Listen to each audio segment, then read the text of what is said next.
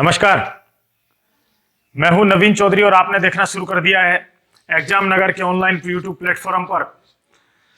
कल भारत में शिक्षा के सबसे महत्वपूर्ण कर्णधार, जिनके ऊपर सबसे महत्वपूर्ण जिम्मेदारी है, वो ना देश के भावी शिक्षकों के लिए पात्रता परीक्षा सी टेट का आयोजन किया।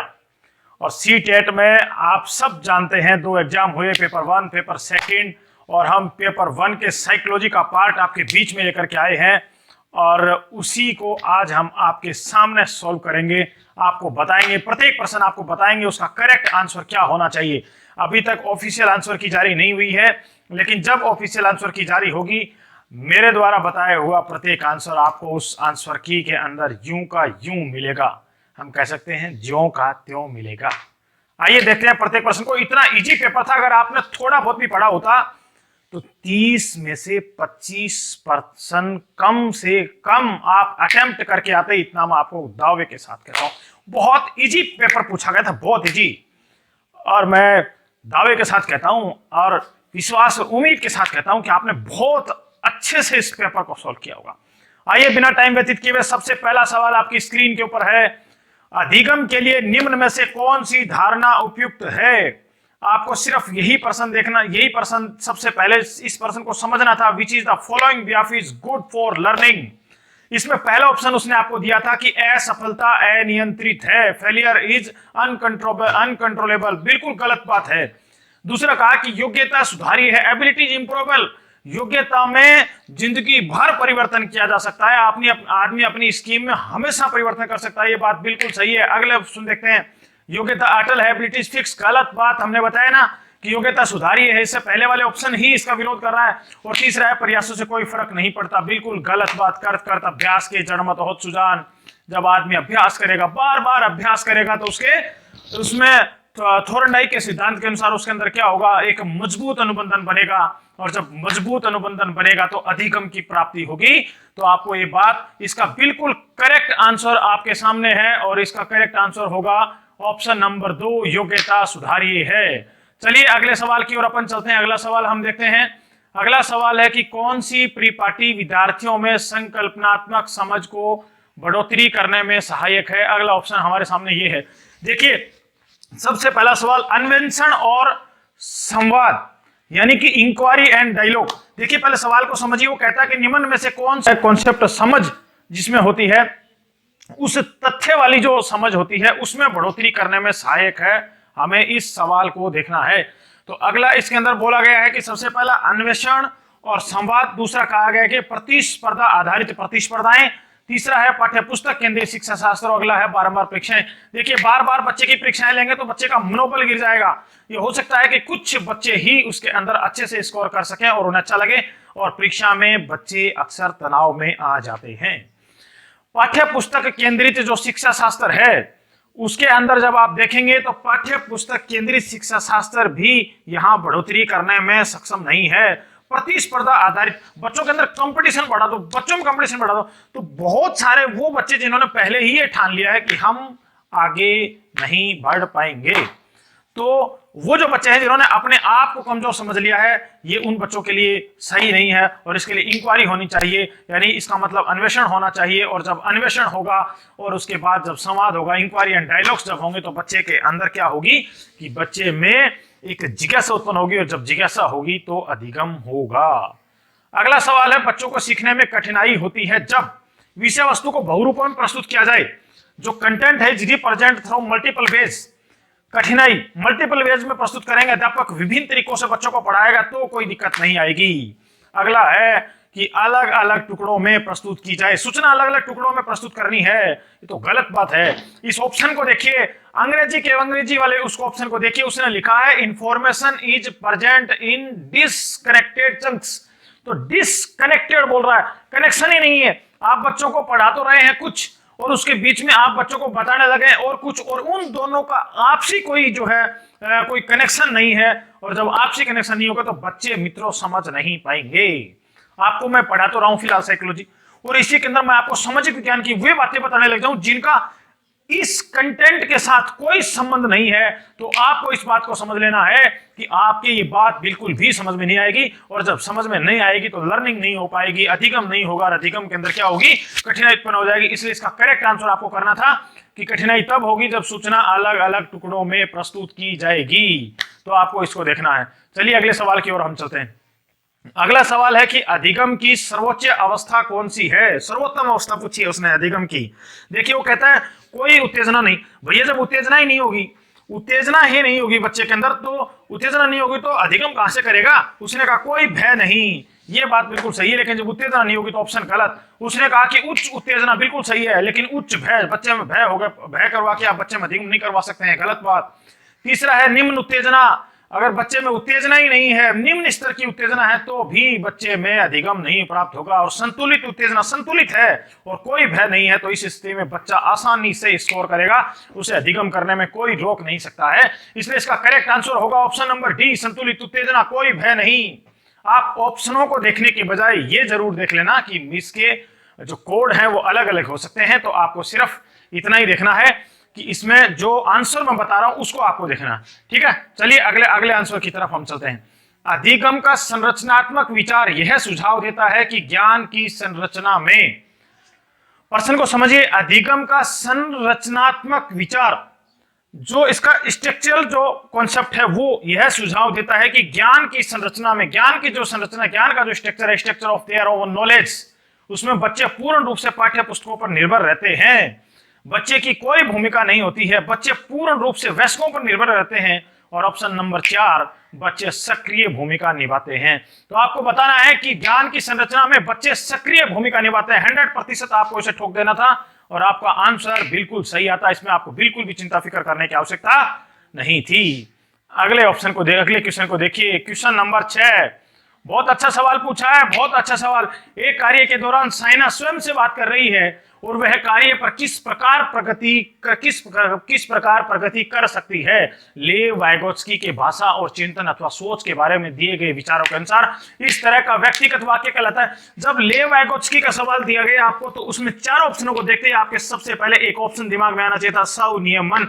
बिना सोचे समझे इसे ठोक देना चाहिए था, आपका आंसर यहीं से बिल्कुल करेक्ट आ जाता। इसमें किसी भी ऑप्शन पर विचार करना ही था। सेल्फ रेगुलेशन, लेव वाइगोत्स्की का जो सिद्धांत है उसमें आपको स्वनियमन शब्द जहां भी कहीं आ जाए समझ जाना कि ये बच्चा जब सेल्फ रेगुलेशन करेगा, बच्चा स्वयं से बात करेगा, तो इसका ये आंसर होगा। आपको कुछ भी चिंता फिक्र यहां करने जाने की आवश्यकता नहीं थी। अगले सवाल को देखिए, मूल्यांकन पद्धतियों का। अगले सवाल को देखिए, हम सवाल नंबर हम थे यहां सवाल नंबर 7 पर थे। देखिए सवाल नंबर 7 को देखिए। सवाल नंबर 7 यहां हमसे पूछा गया है पुरस्कार।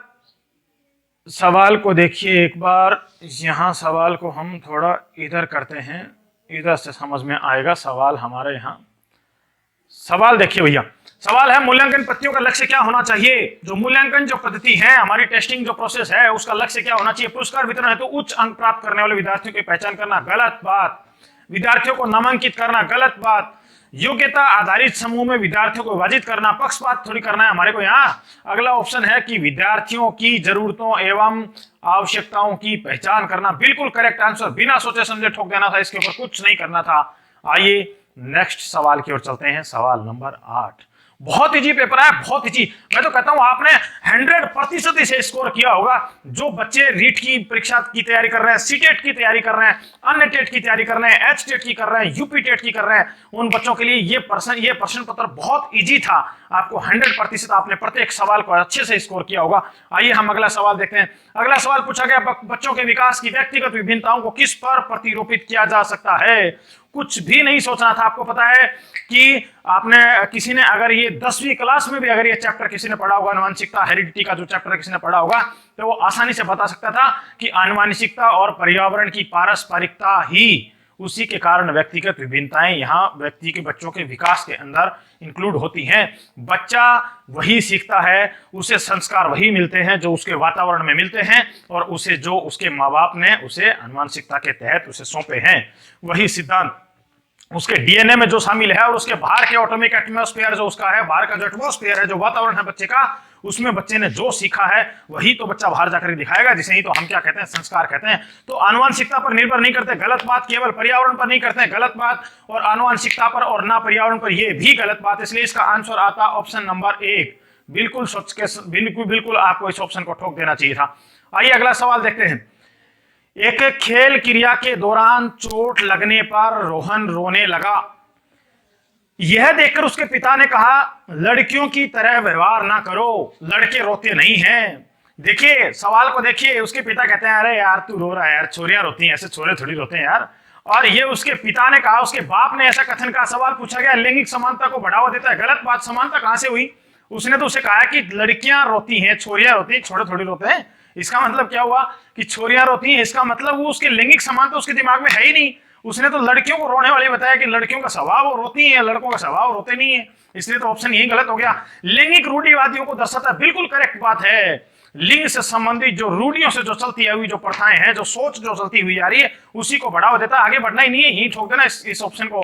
आगे आपको कुछ नहीं सोचना है। आगे देखिए अगला सवाल। एक प्रगतिशील कक्षा में विद्यार्थियों को उनके अकादमिक अंकों के आधार पर नामांकित करना चाहिए। प्रोग्रेसिव क्लासरूम में बिल्कुल गलत बात है। अध्यापक को अटल पाठ्यक्रम का पालन करना चाहिए। अटल पाठ्यक्रम एक बार बना दिया भैया, ये तुम्हें पढ़ना है तो पढ़ना ही है, 101% पढ़ना है, कुछ भी चेंज नहीं होगा। बिल्कुल गलत बात है। अगला ऑप्शन यहां दिया गया कि विद्यार्थियों में प्रतिस्पर्धा पर बल देना चाहिए। गलत बात भैया, जब बच्चों में कंपटीशन आप पैदा करेंगे तो बहुत सारे बच्चे, मैंने पहले भी कहा था, बच्चे क्लास में पढ़ना ही छोड़ देंगे। हो सकता है कुछ बच्चे शिक्षा से ही मुंह मोड़ दें कि भैया यहाँ तो क्लास में सिर्फ इंटेलिजेंट बच्चों को ध्यान दिया जाता है, हमें तो पढ़ाया नहीं जाता, हमें तो समझ में नहीं आता है। तो ऐसी स्थिति में ये चीजें प्रोग्रेसिव क्लास की एक सही अवधारणा नहीं है, उसके लक्षण नहीं है।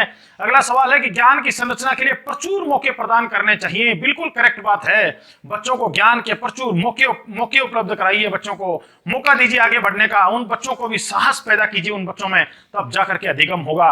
अगला ऑप्शन आपके बीच में है, एक गतिविधि के दौरान छात्रों को संघर्ष करते देख, स्ट्रगल कर रहे हैं बच्चे, एक अध्यापिका बच्चों को संकेत और इशारे जैसे क्या, क्यों, कैसे प्रदान करने का फैसला लेती है।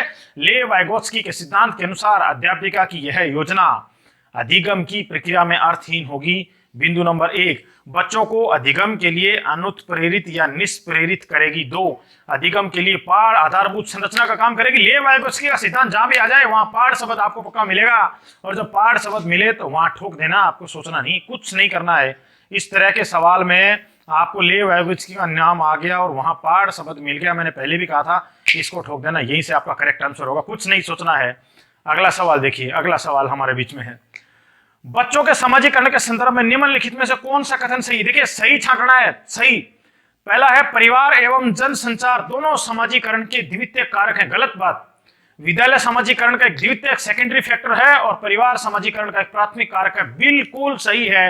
बच्चा सबसे पहले परिवार में सामाजिकरण सीखता है भैया, समाज के लक्षण परिवार में सीखता है, उसके बाद समाज की चीजों को वो विद्यालय में सीखता है। इसका मतलब सामाजिकरण का प्राथमिक कारक जो फर्स्ट यानी कि जो प्राइमरी सोशलाइजेशन जो एजेंट है वो कौन होगा? परिवार, और सेकेंडरी कौन होगा? विद्यालय। इसको ठोक देना था, आपको कुछ नहीं सोचना था। आइए इसका करेक्ट ऑप्शन होगा आंसर नंबर 2। चलिए अगले बिंदु की तरफ चलते हैं। अगला है बहुबुद्धि का सिद्धांत, मल्टीपल इंटेलिजेंस का सिद्धांत किस बात पर जोर देता है? बुद्धिमत्ता में कोई व्यक्तिगत विभिन्नताएं नहीं होती। बिल्कुल गलत बात। प्रत्येक व्यक्ति के अंदर व्यक्तिगत विभिन्नताएं होती हैं, प्रत्येक व्यक्ति की बुद्धि अलग अलग होती है, प्रत्येक व्यक्ति की सोचने की क्षमता अलग होती है, प्रत्येक व्यक्ति की समझने की क्षमता अलग होती है। तो ये बिल्कुल ऑप्शन ये कट गया। बुद्धि लब्धि IQ केवल वस्तुनिष्ठ परीक्षणों द्वारा ही मापी जा सकती है। गलत बात। एक आयाम में बुद्धिमत्ता अन्य सभी आयाम में बुद्धिमत्ता निर्धारित करती है। गलत बात। और नेक्स्ट है बुद्धिमत्ता की विभिन्न दशाएं। बिल्कुल सही है। There are several forms of intelligence यानी मल्टीपल इंटेलिजेंस। बिल्कुल करेक्ट आंसर। इसी को ठोकना था, आपका आंसर गलत होता ही नहीं। मुझे आशा ही नहीं, विश्वास भी है 100% बच्चों ने से स्कोर किया होगा, किसी प्रश्न में उनकी दिक्कत आई ही नहीं होगी। चलिए आगे बढ़ते हैं। लॉरेंस कोलबर्ग के सिद्धांत के अनुसार किसी कार्य को इसलिए करना क्योंकि दूसरे इसे स्वीकृति देते हैं नैतिक विकास के खालिस्तान चरण को दर्शाता है। देखिए ये लॉरेंस कोलबर्ग ने अपने सिद्धांत में बताया था कि हम क्यों करते हैं। हम इसलिए करते हैं कि दूसरे उसे स्वीकृति देते हैं। दूसरे कहते हैं कि इस लड़के ने अपने परिवार की बात मानी, इस लड़की ने अपने परिवार की बात मानी, इसलिए लड़का क्या है? लड़का क्या है? उत्तम लड़का है, बहुत अच्छे चरित्र वाला लड़का है, अपने अच्छे संस्कारों वाला लड़का है। और उत्तम चरित्र की छात्रा है, बालिका है, जिसने अपने परिवार की बात मानी है। दूसरे, समाज क्या कहेगा, समाज क्या कहेगा, लॉरेंस कोलबर्ग यही तो बात कहते हैं कि समाज क्या कहेगा। इसी बात के हिसाब से तो दूसरे स्वीकृति देंगे, उसी के हिसाब से तो हम किसी कार्य को करते हैं। तो यानी इसके अंदर आपको अंग्रेजी वाले ऑप्शन देखने थे, आपके 100% समझ में आता। प्री कन्वेंशनल और कन्वेंशनल और पोस्ट कन्वेंशनल जो है, इसमें आपको बिल्कुल करना था कि प्रथागत बात है, प्रथा से चली हुई बात है, इसमें आपको कुछ नहीं सोचना था। आइए इसके करेक्ट आंसर को देखते हैं। ठीक है, अगले सवाल को देखिए। अगला सवाल आपके बीच में है। अगला ये सवाल जो है, ये हम लगातार 1% डेली छोड़ते हैं और इस पर्सन का आंसर आपको नेक्स्ट दिन, जहां आपको येलो कलर में खाली पट्टी दिखाई दे रही है, इस पट्टी पे अगले सवाल का आंसर मिलता है। तो इस सवाल का आंसर मैं यही बता देता हूं। कक्षा 7 का रोहन प्रारंभिक पाठों को तो तीव्र गति से सीखता है, परंतु धीरे धीरे उसके सीखने की गति कम हो जाती है। एक समय ऐसा आता है कि कितने भी प्रयास करे वह अधिक नहीं सीख पाता। यह प्रक्रिया क्या होगी? अधिगम पठार आ गया है। बच्चा अपने कमजोर हो रहा है, न बच्चा कुछ सीख पा रहा है, अधिगम पठार आ गया है। इसका करेक्ट आंसर अगले जो क्वेश्चन आएगा उसके अंदर हम देंगे। विभिन्न माध्यमों से, फेसबुक, व्हाट्सएप, टेलीग्राम, इंस्टाग्राम, प्रत्येक माध्यमों पर आपको ये सवाल हमारा मिलेगा। रोज एक सवाल मिलता है। ये कल का सवाल था, इसका आंसर हमने आज आपको दे दिया है। आइए आगे बढ़ते हैं। तो इसका करेक्ट आंसर जो है वो आपको करना था अधिगम पठार। आइए अगले सवाल की तरफ चलते हैं। अगला सवाल है हमारे बीच में, विकास के संदर्भ में निम्नलिखित में से कौन सा कथन सही है? इसमें आपको पूछा गया था कि विकास बहुआयामी होता है, यही ठोक देना चाहिए था। डेवलपमेंट इज मल्टी डायमेंशियल, विकास बहुआयामी होता है। ये इसका करेक्ट आंसर है, बिल्कुल करेक्ट आंसर है। विकास की दर सभी संस्कृतियों में सभी के लिए समान होती है। विकास केवल विद्यालय में होने वाले अधिगम से होता है, गलत बात। विकास केवल बाल्यावस्था में होता है, गलत बात। लेव वैगोत्स्की का सामाजिक सांस्कृतिक परिप्रेक्ष्य अधिगम प्रक्रिया में समाज और संस्कृति के महत्व पर जोर देता है। तो बिल्कुल आपको बता देना चाहिए था कल्चरल टूल, इसका करेक्ट आंसर होगा। इसमें तो कुछ सोचना ही नहीं था, अगले ने पर्सन में पहले ही आपको स्पष्ट कराया हुआ है। तो इसका करेक्ट आंसर क्या होगा? कल्चरल टूल, यानी कि ऑप्शन नंबर 2, सांस्कृतिक उपकरण। अगला सवाल है, जीन पियाजे अपने संज्ञानात्मक विकास के सिद्धांत में संज्ञानात्मक संरचनाओं को खालिस्तान के रूप में देखते हैं। स्कीमा, इसमें जब शब्द ही आ गया तो आपको जीन पियाजे में ही स्कीमा शब्द आपको देखने को मिलता है। कुछ नहीं सोचना, यहीं से क्लिक कर दीजिए। प्रत्येक व्यक्ति का, प्रत्येक स्टूडेंट का ये ऑप्शन सही हुआ होगा, 1% सही हुआ होगा। जीन पियाजे के संज्ञानात्मक विकास, नेक्स्ट सवाल आ गया जीन पियाजे का ही। संज्ञानात्मक विकास के सिद्धांत में पूर्व संक्रियात्मक अवस्था में विकास का मुख्य गुण क्या होता है? देखिए, संरक्षण और पदार्थों को क्रमबद्ध करने की क्षमता, गलत बात। अमूर्त सोच का विकास, ये बिल्कुल सही बात है। डेवलपमेंट ऑफ एब्स्ट्रैक्ट थिंकिंग, ये बिल्कुल सही है, आपको यही इसी को कर देना था। ये हमने ऑप्शन नंबर 2 यहां चूज कर दिया है। चलिए आगे बढ़ते हैं। दिव्यांगजन अधिकार अधिनियम 2006, भारत के प्रधानमंत्री, वर्तमान प्रधानमंत्री नरेंद्र मोदी ने इस शब्द का इस्तेमाल किया था सबसे पहले, दिव्यांगजन। सबसे पहले उन्होंने कहा निम्न में से किस शब्दावली का प्रयोग उपयुक्त है? देखिए, वह छात्र जिसका अशक्त शरीर है, दूसरा है कि मंदित छात्र, तीसरा है विकलांग छात्र, चौथा है छात्र जिसे शारीरिक दिव्यांगता है। देखिए भैया, विकलांग शब्द का इस्तेमाल ही नहीं करना है, मंदित छात्र का इस्तेमाल ही नहीं करना है, अशक्त शरीर वाले छात्र का इस्तेमाल ही नहीं करना है। हमें क्या बताना है? जो छात्र दिव्यांग है तो वो दिव्यांग ही, उसे दिव्यांग ही कहा जाएगा। अगर वह विकलांग है, किसी प्रकार की अशक्तता है, तो उसे हम दिव्यांग ही कहेंगे। तो यहाँ सही ऑप्शन होगा यहाँ, वह छात्र जिसे शारीरिक दिव्यांगता है। चलिए अगले ऑप्शन की तरफ चलते हैं। जन्म से किशोरावस्था तक बच्चों में विकास किस किस क्रम में होता है? तो आपको बताना, सबसे पहले जहां संवेदिक सबसे पहले आ जाए वही मैंने आपको बताया, वही ठोक देना चाहिए था, संवेदिक, मूर्त और उसके बाद अमूर्त। तो इसका करेक्ट आंसर यही होता, क्योंकि बाकी तो सबके अंदर संवेदिक जो है वो प्रथम बिंदु पर नहीं है, तो बाकी 3 तो वैसे ही कट गए। तो इसका करेक्ट आंसर क्या होगा? Option number 2। अगले सवाल की ओर चलते हैं। एक प्रगतिशील कक्षा में व्यक्तिगत विभिन्नताओं को किस प्रकार देखा जाना चाहिए? Individual difference. प्रत्येक विद्यार्थी जब जन्म लेता है तो व्यक्तिगत विभिन्नताओं के साथ लेता है। मैंने आपको बताया था प्रत्येक विद्यार्थी में शारीरिक, बौद्धिक और सामाजिक अलग अलग प्रकार की विशेषताएं होती हैं दुनिया में प्रत्येक प्राणी के पास। अध्यापन अधिगम प्रक्रिया की परियोजना के लिए महत्वपूर्ण है, बिल्कुल सही है। टीचिंग लर्निंग प्रोसेस के लिए सबसे अच्छा है। अधिगम की प्रक्रिया में बाधा, गलत बात। अध्यापक के पक्ष पर असफलता, गलत बात। योग्यता आधारित समूह पक्षपात करना ही नहीं है, बच्चों को एबिलिटी के हिसाब से बच्चों को बनाना ही नहीं है अलग से। इसलिए इसका करेक्ट आंसर क्या होगा भैया? करेक्ट आंसर होगा अध्यापन अधिगम प्रक्रिया की परियोजना के लिए यह महत्वपूर्ण है।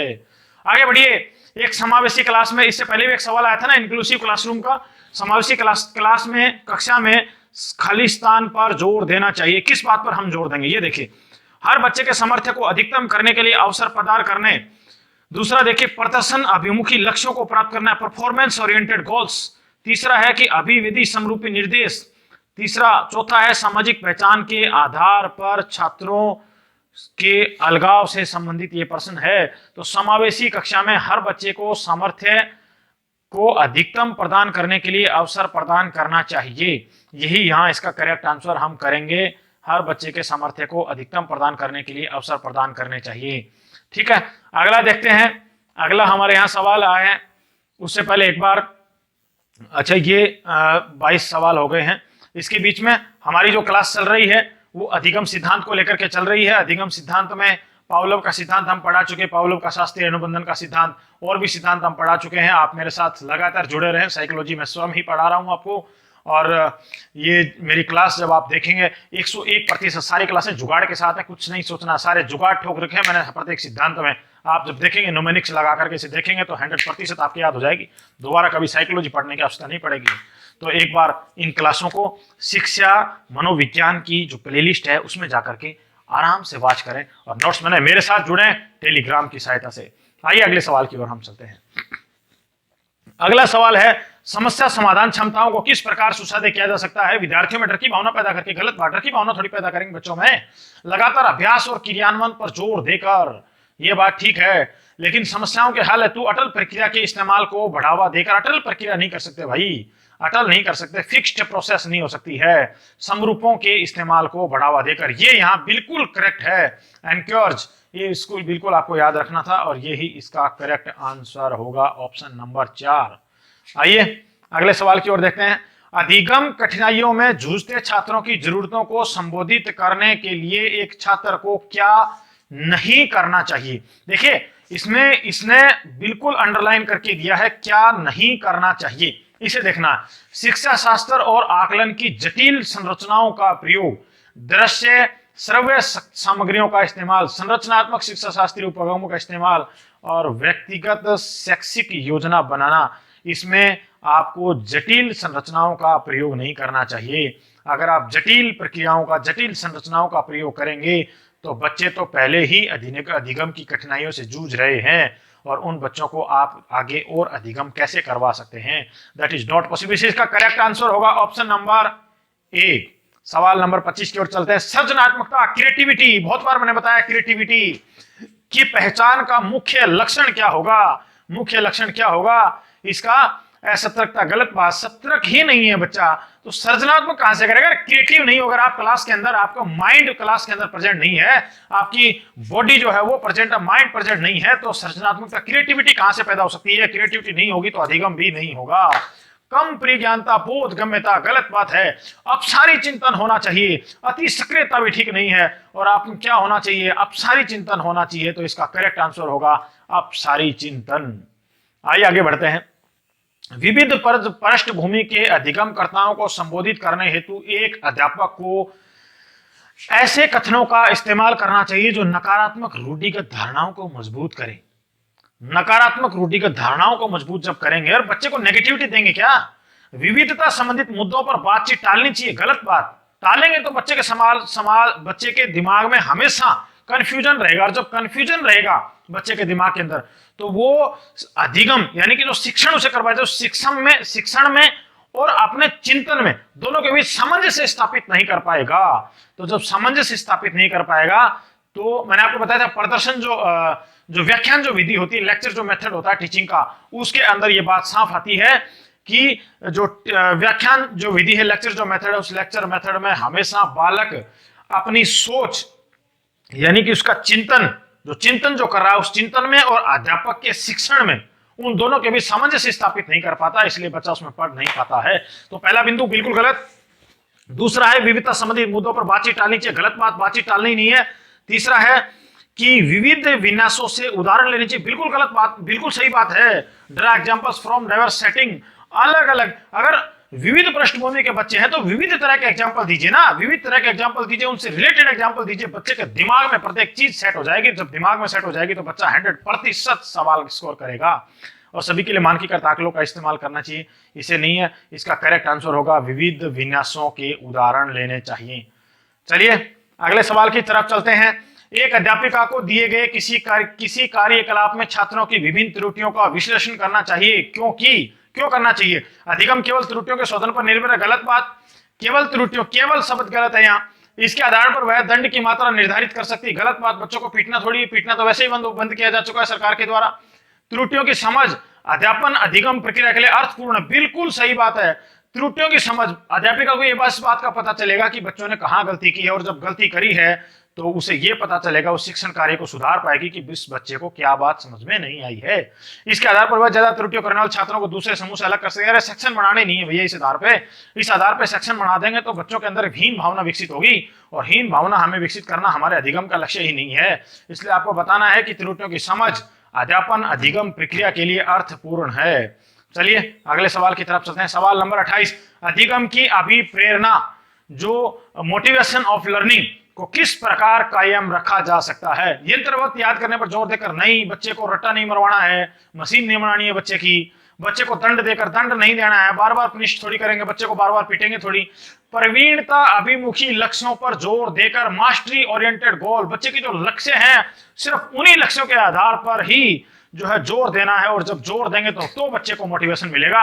हम बच्चे को ये बताना चाहते हैं, कोई बच्चा है वो कहता है भैया मेरे को डॉक्टर बनना है, और 12वीं क्लास में 11वीं क्लास में वो बच्चा अभी बायोलॉजी लेकर के बैठा है, तो हम उसे बार बार ये चीज बताएंगे कि बेटा अगर तुम सीखोगे तो तुम डॉक्टर बन जाओगे, डॉक्टर बनने के बाद तुम्हारे माँ बाप का नाम होगा, आपकी इज्जत होगी, आप एक सफल व्यक्ति कहलाएंगे, डॉक्टर बन जाएंगे, समाज में प्रतिष्ठित आपका पद होगा।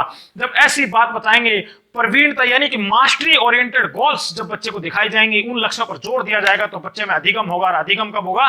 जब बच्चे में मोटिवेशन होगा। तो इसलिए इसका करेक्ट आंसर ये होगा कि प्रवीणता अभिमुखी लक्ष्यों पर जोर देना है। चलिए अगले सवाल को देखते हैं। बच्चों को बहुत आसान क्रियाकलाप देकर गलत बात आसान करके हम क्या सिखा देंगे उसे। अगला है शर्मिंदगी के भाव को अध्यापन अधिगम प्रक्रिया में बारंबार पैदा करनी चाहिए। नहीं भैया, शर्मिंदगी तो एक प्रकार का नकारात्मक संवेग है, इसे नहीं देना है। अगला है का संज्ञान से कोई संबंध नहीं है, संज्ञान से संबंध। भैया जब बार बार बच्चों को क्लास में शर्मिंदगी करेंगे तो संज्ञान कहां से करेगा? बच्चे में तो नकारात्मकता पैदा होगी, डरता हुआ क्लास में नहीं जाएगा, शिक्षा से मुंह मोड़ लेगा। बच्चा का संज्ञान पर नकारात्मक प्रभाव पड़ सकता है, बिल्कुल पड़ेगा। मैंने बताया ना, बच्चा स्कूल से मुंह मोड़ लेगा, नकारात्मक प्रभाव पड़ेंगे, बच्चे के मन में उस अध्यापक के प्रति गलत धारणाएं पैदा हो जाएंगी। और अगला है बच्चों का अधिगम है तो विपरीत करने के लिए बहुत प्रभावशाली। ये तो बिल्कुल गलत बात है। इसको सवाल में तो आपको इस प्रश्न को पढ़ते ही यही क्लिक कर देना चाहिए था। और लास्ट प्रश्न है, निम्न में से अध्यापन अधिगम का सबसे प्रभावशाली माध्यम कौन है? अनुकरण, नकल और दोहराना। गलत बात। ये तो बिल्कुल छोटे बच्चे हैं वो अनुकरण करते हैं, उसके बाद बार बार बोलते हैं और सीखते हैं, गलत बात है। विषय वस्तु को यंत्रवत याद करना, मशीनरी नहीं बनानी बच्चों को। संकल्पनाओं के बीच संबंध खोजना है, बिल्कुल ये सही बात है। Exploration of relationship between concept, बिल्कुल सही बात है। अध्यापन अधिगम का सबसे प्रभावशाली माध्यम है। बिना विश्लेषण के अवलोकन करना है, विश्लेषण ही नहीं कर रहे हैं, एनालिसिस ही नहीं कर रहे हैं, ऑब्जर्वेशन नहीं हो रहा है, तो क्या होगा? ये तो बिल्कुल गलत बात है। इसलिए इसका करेक्ट जो आंसर होगा वो होगा संकल्पनाओं के बीच संबंध खोजे जाना। और इसके बाद है करंट अफेयर्स की डेली प्रातः 6:15 बजे हमारी चाय के कप वाली जो करंट अफेयर्स की क्लास आती है, 6:15 बजे लेना ना भूले। मैं आपके साथ 6:15 बजे रोज आपके बीच आऊंगा, आपके साथ लाइव आऊंगा, और आपके तमाम सवालों का जवाब मैं वहां दूंगा। कमेंट्स बॉक्स आपके लिए हमेशा तैयार रहता है, मेरा कमेंट्स बॉक्स बिल्कुल फ्री रहता है। बहुत सारे लोग कहते हैं साहब कमेंट्स बॉक्स में ये चीज लिखोगे, वो लिखोगे, फलान करोगे, धिकड़ करोगे तो हम आपको शहीद कर देंगे, हटा देंगे, ब्लॉक कर देंगे, ये कर देंगे, वो कर देंगे। गलत बात। हमारे यहाँ आप आइए और उसके अंदर विषय वस्तु से संबंधित कुछ भी पूछिए, विषय वस्तु से संबंधित, उसके अलावा कुछ नहीं। कभी कोई सोचे साहब मैं यहाँ शादी ब्याह की बात लिख दूं, गलत बात। ऐसी कोई बात नहीं लिखनी है, विषय वस्तु से संबंधित बात लिखनी है। उसके बाद किसी तरह कोई समस्या नहीं है। रोज सुबह 6:15 बजे आपके बीच में हाजिर होऊंगा डेली करंट अफेयर्स की क्लास के सार। आपको बाकी अन्य क्लासें मेरे इस यूट्यूब चैनल एग्जाम नगर पर मिली रही हैं, और टेलीग्राम एक्स एग्जाम नगर EXAMNAGARR नाम से अपना, लास्ट में डबल आर, इस नाम से अपना टेलीग्राम पर एक चैनल है जिसके ऊपर मैं आपके साथ हमेशा जुड़ा रहता हूं।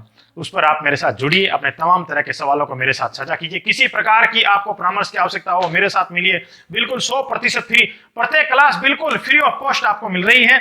और सीटेट के पहले जो पेपर में आपके जो पहला जो पेपर है साइको का जो पार्ट है, इसे हमने सॉल्व किया है। इससे संबंधित कोई और दिक्कत हो तो मुझे लिख भेजिएगा, कमेंट सेक्शन में आपके लिए हमेशा खुला है। अपने पत्र को लिखिए, भेजिए, हम आपके सवाल को देखेंगे। किसी प्रकार की कोई भी दिक्कत आपकी हो, मेरे साथ आप जुड़े, लगातार आपने मेरे साथ इस क्लास को अटेंड किया, इसके लिए आपका तहे दिल से हार्दिक आभार, धन्यवाद। जय हिंद, जय भारत। चैनल को सब्सक्राइब नहीं किया तो अभी इसी वक्त सब्सक्राइब कर लें और अपने दोस्तों के पास इसको भेजना न भूलिएगा। अपने दोस्तों को अभी भेज दीजिए, इसी वक्त भेज दीजिए और अपने दोस्तों को कहिए कि इसे सब्सक्राइब करके वो भी इसी काम को आगे बढ़ा लें और अपने 3 अन्य दोस्तों से भी सब्सक्राइब करवा दें, जिससे मुझे अनंत ऊर्जा मिलेगी और जब मुझे ऊर्जा मिलेगी तो आप में ठोक ठोक की ऊर्जा भर दूंगा। इसलिए चिंता करने की कोई आवश्यकता नहीं है। मेरे साथ जुड़े बहुत बहुत आभार। जय हिंद, जय भारत।